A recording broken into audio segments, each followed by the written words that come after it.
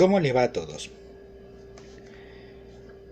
Este tema que voy a charlar hoy es una opinión, una más, sobre un tema que estamos hablando cotidianamente en la Argentina, que es el tema de la dolarización. Personalmente yo estoy a favor de que se dé la discusión de la dolarización y de la posibilidad de dolarizar y poder utilizar el dólar estadounidense para hacer las transacciones de todos los días. Sin embargo, creo que se ha lanzado a la palestra de una forma absolutamente irresponsable. Por eso, en esta oportunidad quiero leer a los que saben. Quiero consultar con gente que sabe de este tema. Quiero enfocarme en lo que piensan ellos con respecto al tema de la dolarización. Y quiero, a la vez, poder ampliar el espectro de opiniones con respecto al tema de la dolarización. Nos vemos últimamente afectados por un proceso cuasi hiperinflacionario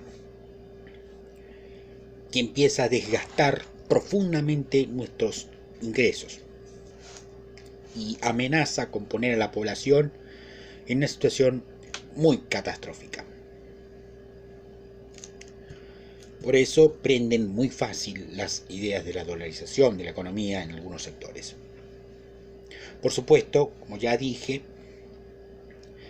no estoy en contra de la idea, pero estoy en contra de cómo se está poniendo en la cabeza de la gente esta cuestión.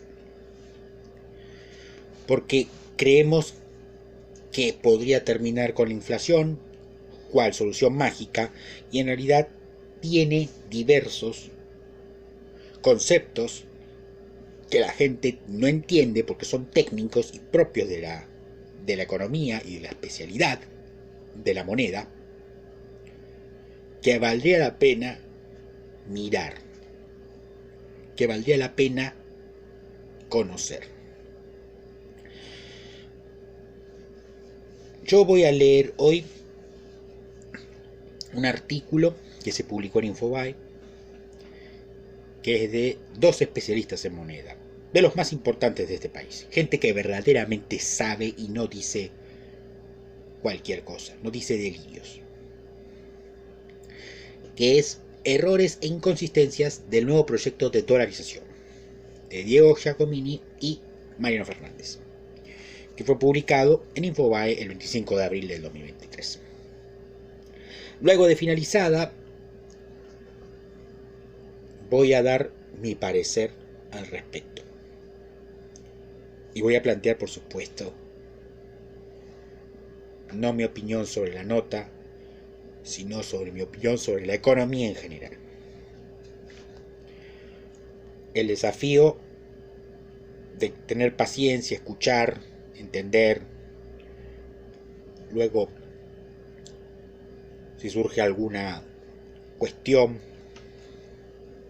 analizar algún término teórico, técnico y poder explicarlo para la facilidad de los que escuchan este audio, video. Estoy un poco mal de la voz, no estoy bien de la vista, pero voluntad para hacer esta tarea que no creo que llegue a mucha gente, pero no importa, porque lo importante es que al que le llegue entienda que no tiene que comprar los espejitos de colores que le venden. Y no importa si son pocos, si son dos, si son tres, si son cuatro, no importa. Lo importante es que la idea permanezca, que la propuesta de dolarización no se queme por irresponsables y gente que juega con intereses que claramente terminarían afectando mucho a la gente de pie. Bien, vamos con errores e inconsistencias del nuevo proyecto de dolarización de Diego Giacomini y Mariano Fernández, publicada en Infobae el 25 de abril del 2023, como ya he dicho. Empezamos. Errores e inconsistencias del nuevo proyecto de dolarización. Una dolarización mal implementada aumentaría las probabilidades de que sea revertida, con los consiguientes costos que eso significa: más pobreza, violencia y quiebras, entre otros. La aceleración inflacionaria en Argentina, el pánico a una nueva hiperinflación y la irresponsabilidad de banalizar un tema técnico en una campaña política ha desatado nuevamente un debate entre economistas académicos, profesionales y otros no tan entendidos en materia monetaria. Además, está decir lo obvio, nuestro signo monetario carece de credibilidad, ya que no cumple la función fundamental para la cual fue creado.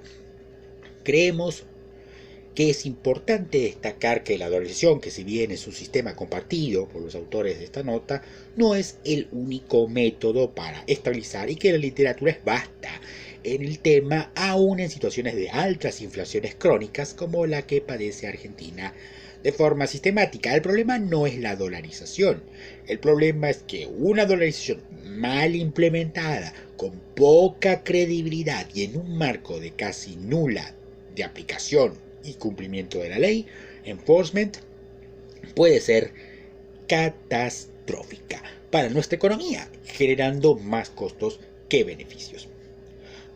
Nos concentraremos en los proyectos de dolarización que se disputen, pero dada su irrelevancia mediática, pondremos más énfasis en el proyecto de dolarización divulgado por Emilio Ocampo y otros. El propósito de esta nota será explicar, de acuerdo con nuestro análisis, los errores e inconsistencias del mencionado proyecto y de las declaraciones del candidato presidencial de La Libertad Avanza. El proyecto divide la implementación de la dolarización en dos etapas.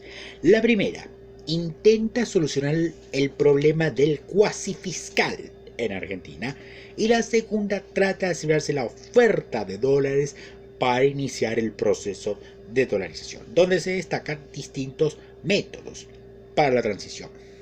Soluciona el problema del cuasi fiscal planteado por Emilio Ocampo y otros.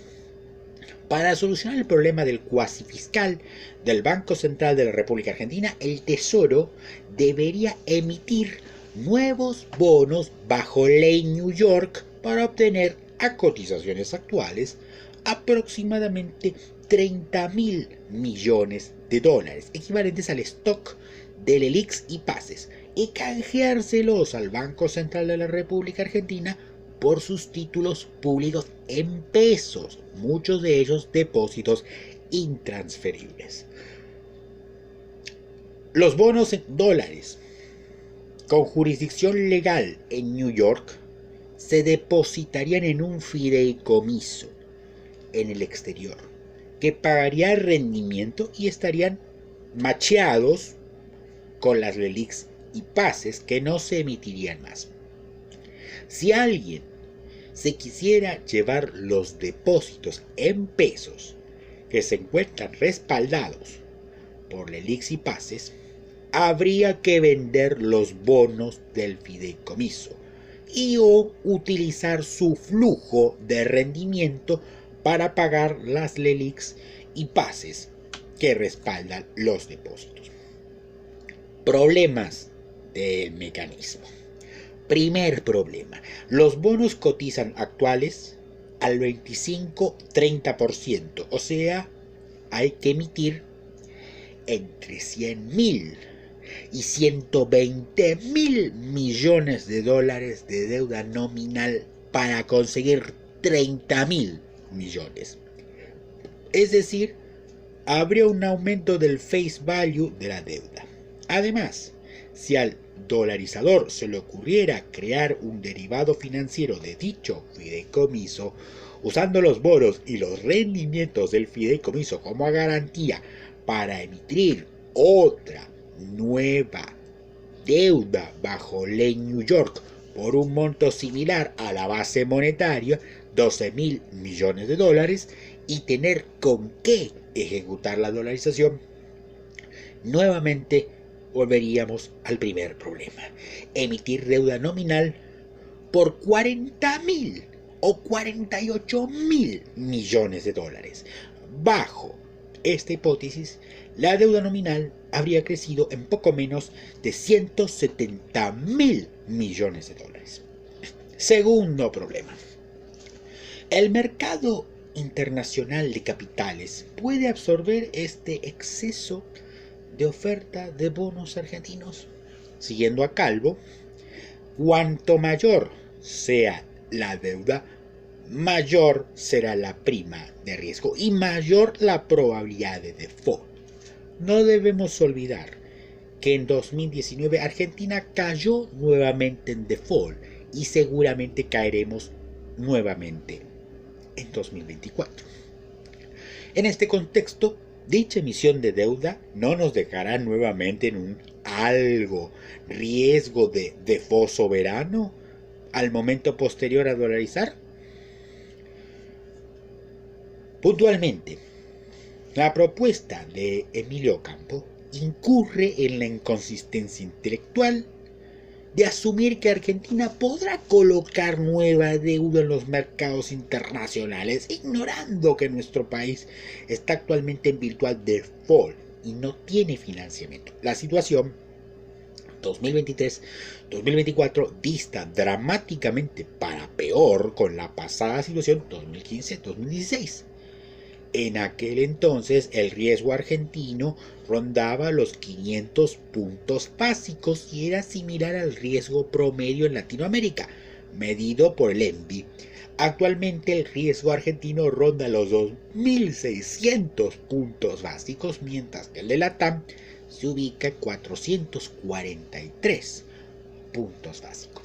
En este sentido, el próximo gobierno, sea el que sea, deberá reestructurar 3 o 4 de estas 5 deudas. Deuda con el Fondo Monetario Internacional, deuda a largo plazo, ley doméstica, deuda a corto plazo, ley doméstica, LELIQs y PASES, y deuda bonistas, ley New York.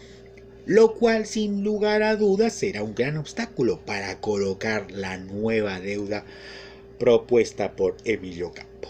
En este sentido, solo basta mencionar que el 100% de los vencimientos del Fondo Monetario Internacional y el 80% de los vencimientos de las bonistas bajo ley New York cohabitan en el mismo espacio temporal 2024-2034 y sumados al resto de los vencimientos de la deuda, ley doméstica, son un certero default durante las próximas administraciones. De hecho, en los próximos 2 mandatos presidenciales se deberá afrontar vencimientos de deuda por el doble y triple de los actuales, ya que se pasará de 5,7 2023 a 7,3 2024, 11,2 2025, 11,7 2026, 15,3 2027, 19,3 2028, 19,6 2029, 18,4 2030 y 18,3 2031 mil millones de dólares por año. Es decir, el default será la regla y el próximo gobierno enfrentará el escenario de deuda más complejo de la historia. Al tipo de cambio de mercado, el endeudamiento del sector público nacional debe ubicarse actualmente en torno al 140% del Producto Bruto Interno. No vale la pena ponerse a hacer las cuentas, constituyéndose un debt overhang, un sobreendeudamiento que haría imposible tomar la nueva deuda planteada en el proyecto de dolarización. Más aún, con el contexto internacional que reinará en 2024, que será en el promedio el más complicado de las últimas décadas, el mundo enfrentará elevado costo de capital y aversión al riesgo, la menor tasa de crecimiento y la mayor inflación de los últimos 30 años. En este marco, cualquier proyecto que se base en que el Estado Nacional puede tomar 40.000 millones de dólares de deuda en el mercado internacional luce inconsistente y irreal. Es más, luce totalmente desacoplado de la realidad. La jueza del segundo Distrito Sur de Manhattan, Loretta Preska, falló contra el Estado Nacional en el juicio que se tramita en los Estados Unidos por la reestatización de YPF y ordenó pagar una indemnización que podría llegar hasta casi los 20.000 millones de dólares. Tercer problema. En los fideicomisos, el bien fideicomitido tiene que ser en sí una garantía. Y en este proyecto está más que claro que los bonos soberanos argentinos no solo no tendrían ninguna garantía válida detrás, sino que son casi una garantía de default asegurado. Por el contrario, necesitarían estar garantizados sí o sí por bonos del Tesoro estadounidense y o garantía del Fondo Monetario Internacional y o ventas de todos los activos del Estado. Propuesta Mariano Fernández y Diego Giacomini. Nada de esto hay en la propuesta de Emilio Campo. Cuarto problema. El proyecto comete otro grave error en materia de teoría monetaria. Al no tener encaje del 100%, el proyecto deja operativa la creación secundaria de argendólares que no existen y Argentina no puede emitir. Ergo, deja abierta la ventana para corridas sistémicas. Diamond, en realidad, el proyecto mantiene la prebenda para el empresariado bancario, permitiéndole seguir obteniendo rentas extraordinarias a partir de inventar dinero, crear crédito y ganar dinero desde la nada. Enmiendas a contemplar. No obstante, hay que admitir que se puede dolarizar sin un encaje del 100%. Sin embargo, en este caso, el proyecto de dolarización debería desarrollar la ingeniería bancaria y o monetaria necesaria para evitar las corridas y las crisis sistémicas que podrían emanar el sistema de encaje fraccionario, es decir, menor al 100%, con intermediación financiera. Una alternativa en ese sentido podría ser una banca offshore con legislación extranjera. Con banca offshore, las casas matrices deberían poner desde el exterior los dólares que hicieran falta ante una corrida. Paralelamente, los dueños de los bancos privados argentinos deberían responder con su capital propio en el mismo sentido. Nada de esto está en el proyecto de Emilio Campo, reflejando que es una propuesta hecha a medida de la banca. Adicionalmente, el otro problema que surge es que los bancos estatales Nación, Ciudad y otros no tienen capital con que responder. La segunda alternativa, para mitigar el riesgo de corrida y evitar sus efectos negativos, sería que el proceso de dolarización incluyera un acuerdo de señoreaje con Estados Unidos. De acuerdo con esta ingeniería monetaria, la Reserva Federal de los Estados Unidos, simplificando, actuaría como un prestamista de última instancia. De hecho, los proyectos de dolarización de fines del siglo XX cotejaban este acuerdo. Lamentablemente el proyecto cae en el error intelectual de ignorar todos estos temas. ¿Ignorancia o conveniencia sectorial? No lo sabemos. Propuesta. Implementación y lanzamiento de una dolarización en el proyecto de Emilio Campo y otros. Carece de sentido discutir cuál sería el timing del canje de los pesos locales por dólares, pues con las distintas soluciones planteadas en países que han dolarizado tenemos un menú más que interesante. En este caso no habría objeciones centrales, por lo que nos concentraremos en la obtención de los dólares para la determinación del tipo de cambio de canje y en la implementación y seguimiento de las consecuencias de una dolarización mal implementada. En su plan, Emilio Campo y otros proponen la creación de un fondo de estabilización monetaria, FEM, donde el BCRA aportaría sus activos y pasivos financieros y el Estado Nacional aportaría la cartera de acciones y bonos del Fondo de Garantía de Sustentabilidad, la licitación del espectro 5G, acciones de YPF y otros activos. Con dicho fondo, el Estado obtendría el aval para obtener deuda de corto plazo que le permita conseguir los dólares y constituir un tipo de garantía de default. Problemas en el proyecto de dolarización y su implementación. Primer problema. Existe una sobrevaloración sobre el aumento de cotización del FEM, dado que Emilio Campo Emilio Campo y otros sostienen que dichos activos rápidamente aumentarán su capitalización. Creer en propuestas basadas en esperanzas sobre la reacción positiva a los mercados puede ser muy peligroso y poner en duda el programa de dolarización. Debemos tener en cuenta que la mayoría de los activos del Banco Central de la República Argentina hoy no son instrumentos fuera del mercado, pues representan obligaciones cruzadas entre el Tesoro Nacional y el BCRA, letras intransferibles, por ejemplo. Por otro lado, el Fondo de Garantía de Sustentabilidad no es propiedad del Estado, sino que es un derecho de los beneficiarios del sistema de la seguridad social, por lo que seguramente allí lloverán denuncias judiciales por inconstitucionalidad y futuros juicios provisionales, elevando el riesgo fiscal del Tesoro. Adicionalmente, y aún considerándolo, el 73% del Fondo de Garantía de Sustentabilidad está compuesto por bonos del Estado próximos a defaultearse. Esto reduce el valor del fondo a solo las tenencias de acciones que representan solo el 10%, obligaciones negociables 1% y plazos fijos 0,7%.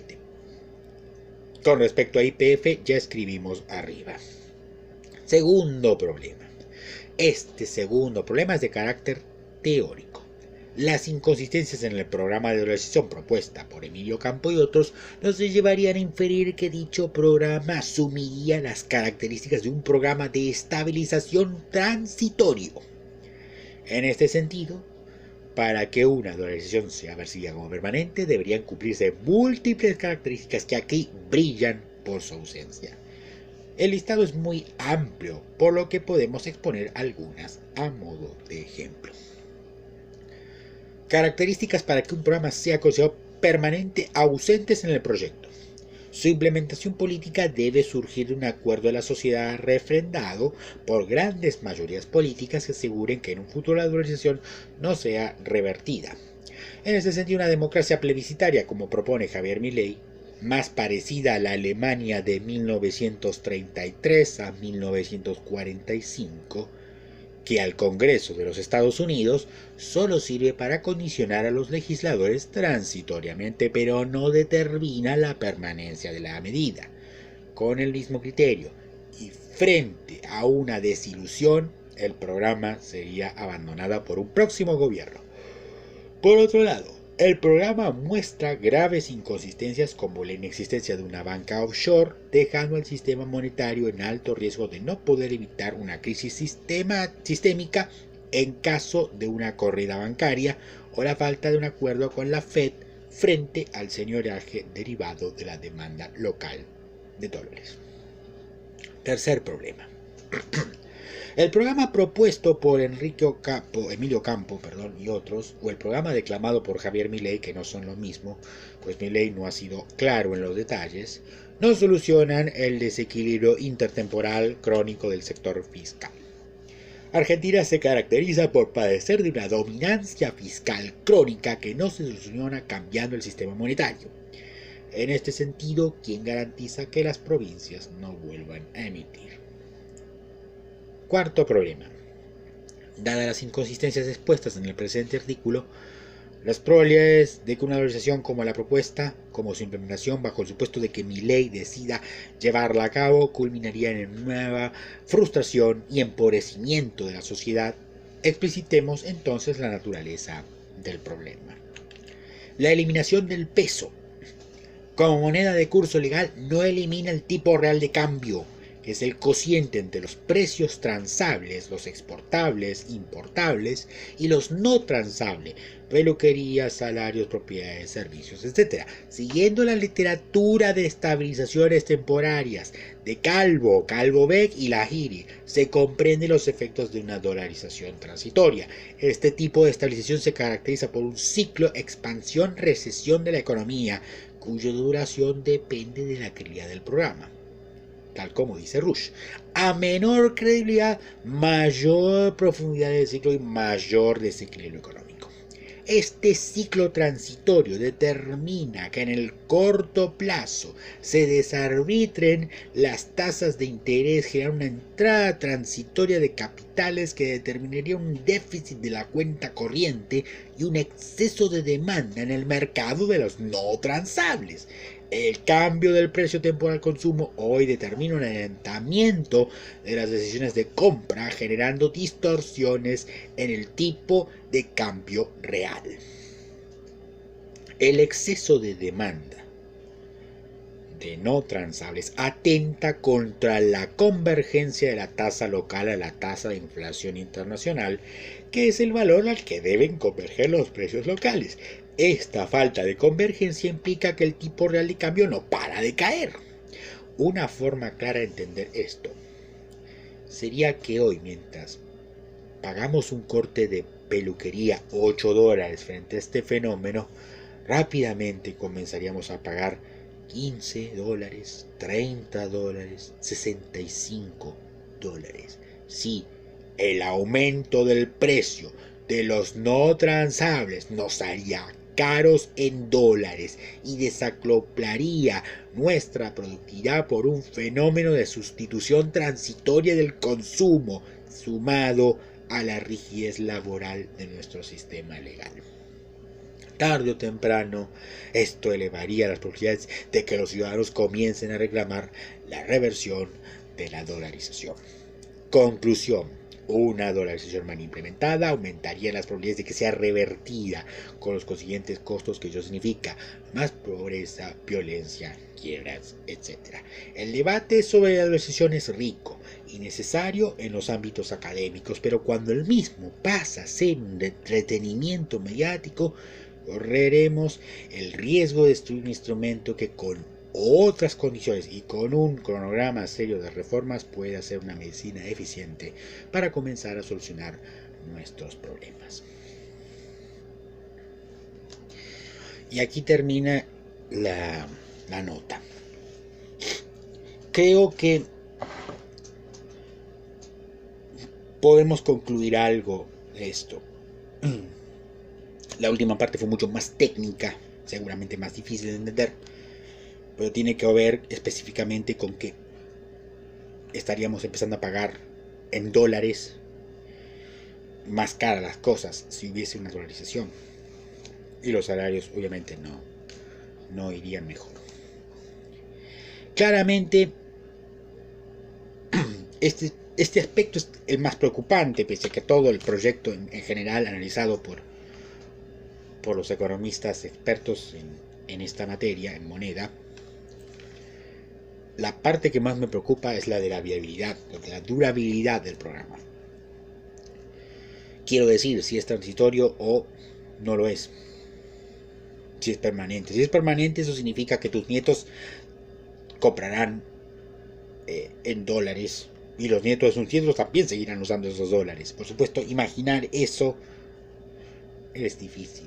Es difícil hasta que uno piense que hasta el dólar, si al día de mañana sea una moneda. No lo sabemos, nadie lo sabe. No sabemos si lo será mañana, en 10 años, en 30, en 60, no lo sabemos. Bien, ya eso es un problema. Ya eso es una red flag, una alerta.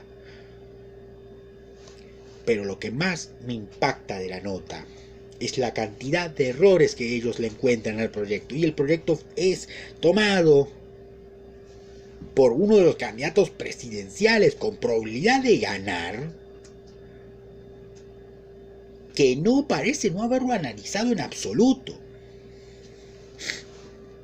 La verdad no entiendo cómo, siendo economista, este candidato presidencial no encontró estas inconsistencias teóricas y técnicas, entendiendo que además el candidato presidencial fue muy cercano a estos dos economistas. Aquí nadie puede decir que esta nota esté escrita con mala leche, está perfectamente explicitada, es muy teórica y técnica, entendible en muchos lados. Entendimos lo del fondo, que justamente se constituye un fondo para quitar los pasivos remunerados, que son verdaderas máquinas de empobrecer gente, porque son más emisión y porque hacen que los pesos no valgan nada, y cuando sube la tasa de interés sube la cantidad de pesos que hay que pagar. que genera una bicicleta financiera de plazos fijos, que no terminó bien. En el 89 no terminó bien, terminó con un plan Bonex, con todos los depósitos mayores a 1 millón de australes intercambiados compulsivamente con un bono a 10 años, que se pagó, ciertamente, pero igual, el daño estaba hecho. Tendría que suponer que el que escribió esto, el proyecto, no sabe nada de teoría monetaria. Prefería esperar eso y no esperar la otra alternativa, que es la de favorecer a los bancos. Me gustaría no pensar eso. Me gustaría que eso se fuera de mi mente. Y me gustaría también que se fuera de la mente de ustedes. Pero en realidad no se podría ignorar estas cosas. Lo de la banca offshore es importante. Si no hay banca offshore, hay que hablar con Biden, con el Congreso y con la Secretaría de Tesoro, para que Estados Unidos, diga, bueno, está bien. La Federal Reserve o los bancos de la Reserva Federal actúen como prestamistas de última instancia. Es decir, cuando el sistema bancario tuviese un estrés, el Banco Central de los Estados Unidos, la Reserva Federal, pudieran mandar dólares para descomprimir la situación. Pero eso no está aquí. No está. Y si las condiciones ex post son horribles, las condiciones ex ante son también muy malas, porque hay que emitir un montón de deuda para poder implementar un sistema de dolarización que tal vez no sea exitoso. Es más, me está diciendo la nota, no va a ser exitoso. ¿Qué alternativa queda ante esto? Entre ustedes, los que vean este video, y yo, ¿qué alternativa queda? De esto no se puede tomar nada. Esto es construir castillos de arena al lado de un acantilado. No sé si es la mejor analogía, pero no tiene ningún sentido esto. Este plan bien puesto de relieve, bien analizado por los economistas Giacomini y Fernández, sin duda nos da a entender de que es imposible de realizar, y que si se realiza está condenado al fracaso, con lo cual la dolarización terminaría siendo quemada por las pasiones, por los delirios de unos pocos. Yo creo que no duraría ni 3 años este programa. Si es que se consiguiesen los dólares, si es que se consiguiese. Y es más, si durase 3 años y toda esa deuda externa nueva para algo que no funcionó, ciertamente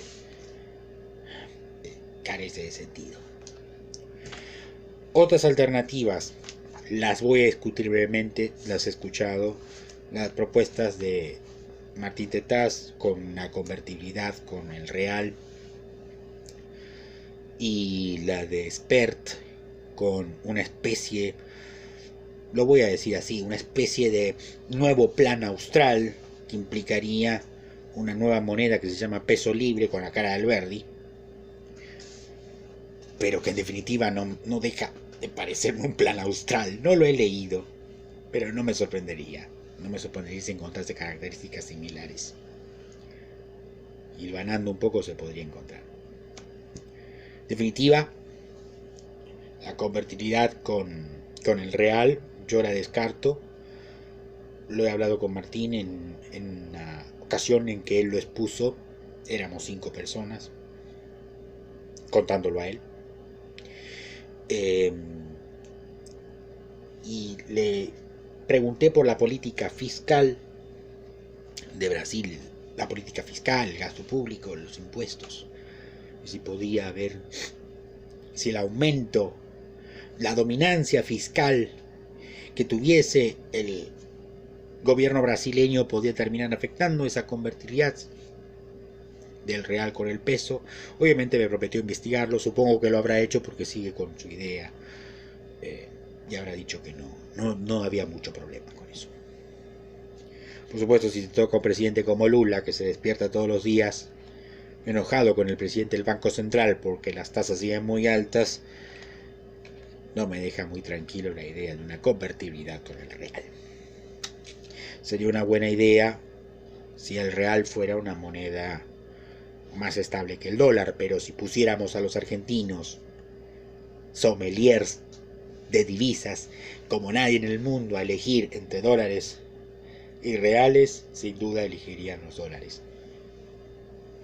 En cualquier lado del mundo, tal vez no en Brasil. En Brasil los usarían para comprar cosas en Brasil y nada más. No los usarían para ahorrar. Y después está el proyecto de Esper, que como ya dije es un plan austral. En definitiva, requiere que más o menos a los detalles también, que el Banco Central sea independiente, que se hagan una serie de reformas, y luego viene la reforma monetaria. Pero claramente, si estás en un proceso hiperinflacionario durante la época de las reformas, emites una nueva moneda, ¿bajo qué parámetro pararía la hiperinflación en ese entonces? Tendría que tener mucha confianza. Posiblemente Expert esté analizando las experiencias que han habido en otros países con hiperinflaciones. Creía que esa es la correcta. Pero a mí, ya como he dicho, me parece un neoplan austral. Y además es volver a quitarle ceros a la moneda, quitarle 3 ceros a la moneda. O sea, el billete de 1000 pesos, que no sirve para nada, que una hoja seca, como decía el gran Borges, sería un peso libre. O un nuevo austral. Y el de 2000 sería dos australes. O 2 pesos libres, no sé cómo llamarlo. Pero me resulta un poco gracioso. En definitiva, ninguna de las dos propuestas que mencionan estos dos hombres no funcionaría. Entonces queda la dolarización y se impone el tema de la dolarización, y por eso me parece sumamente preocupante, no lo que he leído aquí, sino preocupante por el punto que están poniendo, porque están haciendo de esto algo banal y están dejando que en vez de que los expertos en política monetaria, en moneda, que han estudiado y que tienen idea y alguna noción de cuáles son los daños que genera el dinero,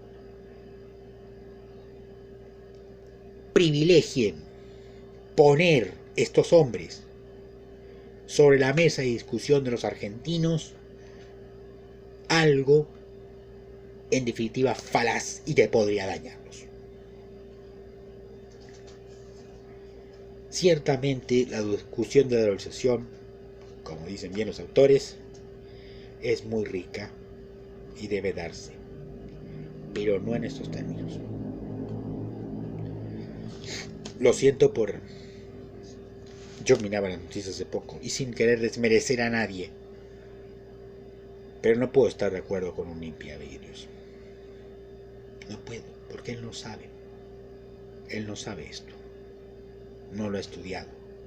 Él cree que ganará lo mismo que en pesos, o que ganará un poco menos, pero no tiene ni idea de cuáles son las implicaciones de las cosas que mira.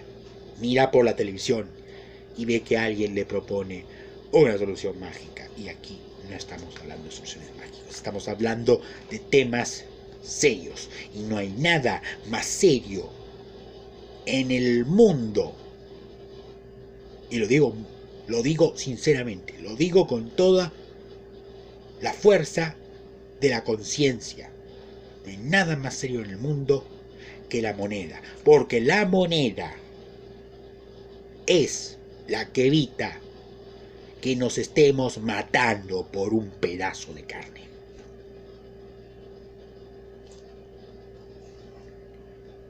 Y considero que si somos civilizados, seres humanos, que hemos aprendido de todos los antepasados y toda la historia humana, nos merecemos tener una moneda para tener una vida digna. Y en este momento nadie toma eso en serio, sino más bien como una solución mágica, alegre, de un arco iris que nos viven pintando todos los días para no seguir viendo pasmados la realidad. Y con eso nos despedimos hoy. Hasta el próximo video.